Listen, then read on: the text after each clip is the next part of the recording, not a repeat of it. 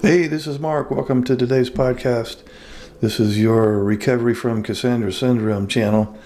Most specifically, the NT wife, married to an ASD husband. Not that there's anything wrong with your ASD husband. I'm sure he's a great guy, but sometimes he's emotionally unavailable, and that can contribute to emotional deprivation and exceeding loneliness for the in this case, neurotypical wife. So we're going to talk today about choosing yourself no matter what you decide in the way of leaving the marriage or staying in the marriage. So at this point in the series, a lot of women say something along the lines of, I still don't know what I'm going to do, but I know I can't keep abandoning myself. And that sentence right there, that's the turning point. Now, this episode is not about staying. It's not about leaving. It's not about fixing. It's not about making your ASD husband, in this case, being the bad guy. No, it's about choosing yourself regardless of what you decide about the marriage, because the real shift isn't external, it's internal. Now, before we go any further, let's take a pause. Slow breath in, let it gently out. I want you to place your attention on your body for just a moment. You're here, you're listening, you're thinking carefully, and that matters. Now, the questions in this episode came from women who said something along the lines of, I don't want to disappear anymore. Now, if that resonates, let's begin right there. And here's question one based on that. What does it actually mean to choose yourself? Okay. Well, choosing yourself means you stop overriding your emotional reality. You stop minimizing your pain to make others comfortable. You stop negotiating your nervous system's safety. You stop waiting for permission to care about your own well-being. Choosing yourself does not mean being selfish. It means being aligned. Now, if that word aligned feels steady in your body, let's pause right here. That steadiness is important. One listener wrote in, I don't even know who I am anymore. And here's some questions based on that. How do I choose myself if I've lost touch with who I am? Okay, well, you begin by noticing small things. What makes you feel calmer? What drains you? What feels honest? What feels performative? You don't rediscover yourself through dramatic change. You rediscover yourself through attention. Self-trust returns in small increments. Now, if reconnecting feels overwhelming, let's pause. You don't need to solve identity in one sitting. Now, several women ask this next question with a certain degree of guilt. Is choosing myself selfish? If you've been the emotional regulator, the adapter, the stabilizer, then choosing yourself may feel very foreign. But ask yourself this. Has sacrificing yourself created peace, or has it created resentment? Choosing yourself doesn't remove care for others. It removes self-sabotage. And that shift is very healthy, and there's nothing wrong with it. Now, if guilt is starting to rise right now, pause. Guilt often signals growth beyond old roles. Now, one listener asked, what if choosing myself changes everything? Okay? And here's another version of that question. What if choosing myself shifts the marriage? The answer is it probably will. When you stop overfunctioning, stop absorbing emotional fallout, stop shrinking, and start speaking honestly, the system changes. And sometimes that change brings growth. And sometimes that change reveals limits. Either way, clarity increases. Choosing yourself may not control outcomes, but it certainly reveals outcomes. Now, if change feels intimidating, let's pause. You're allowed to move slowly. Many women ask this next question quietly. How do I choose myself if I stay? That's a great question.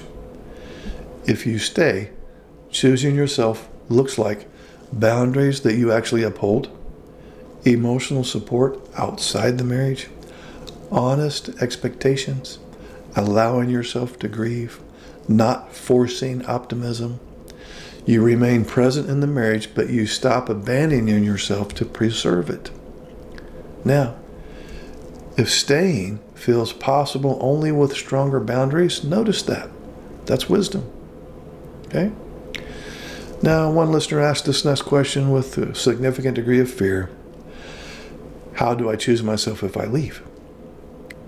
Okay, well, if you leave, choosing yourself means leaving from clarity, not revenge, allowing grief without shame, not rewriting the past to justify the present, building a support system, giving your nervous system time to settle. Leaving is not the act of choosing yourself. Staying intact during and after leaving is. So if leaving feels both freeing and frightening, let's pause. Ambivalence is perfectly understandable here. Now, several women ask this next question with exhaustion. What if I'm just tired of trying? Being tired doesn't mean you failed. It means you've been carrying too much. Choosing yourself may begin with something simple like rest, less explaining, less fixing, less emotional labor. Sometimes choosing yourself isn't a bold move. It's a quiet withdrawal of over-effort. Now, if rest feels unfamiliar, let's pause. You don't have to earn rest. Now, one listener asked this next question honestly. How do I rebuild self-trust? Okay. You rebuild self-trust by listening to your body, honoring small boundaries, not overriding discomfort, speaking truth gently but consistently, not gaslighting yourself. Self-trust returns when you stop betraying your internal signals. It's gradual and it's powerful. Now, if self-trust feels fragile, let's pause. Fragile doesn't mean gone. Now, many women ask this next question quietly. What if I'm afraid of being alone? That fear is real.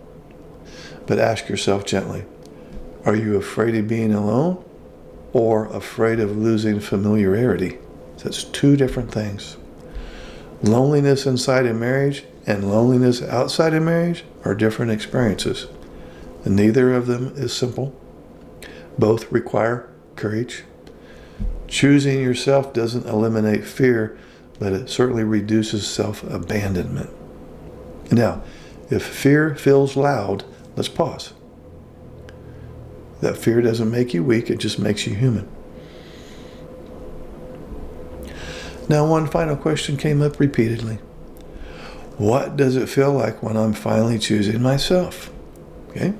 It feels quieter, less frantic, less performative, more grounded, more honest, sometimes lonely, but cleaner. So it feels like you can sit with yourself without arguing with your own reality. That's the shift.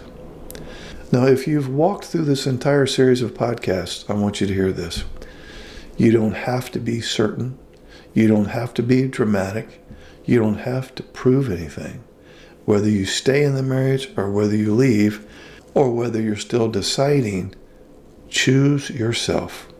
Not impulsively, not defensively, but steadily.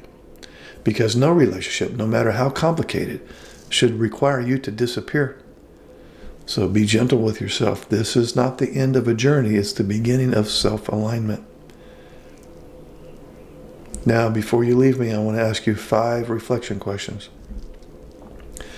Where have you been overriding your own emotional signals?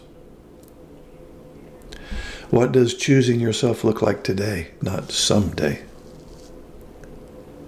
What fear comes up when you imagine honoring yourself fully? What small boundary can you uphold this week?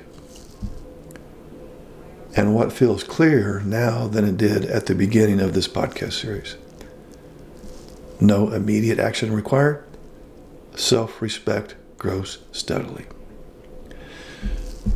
Thanks for listening to today's podcast. Please subscribe. Please like. Please share this with somebody who you think needs to hear this. And please comment. I read and respond to all comments. I look forward to yours. Thank you.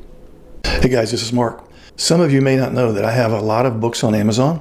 So if you like my videos, you'll like my books. I have several for ASD spouses, for NT spouses, and for the neurodiverse couple. Underneath any of my videos, you'll see this link. Feel free to click on that link and see what's available. I'm sure you'll find something that applies to you. So if you're struggling in your neurodiverse marriage, help is available, one click away.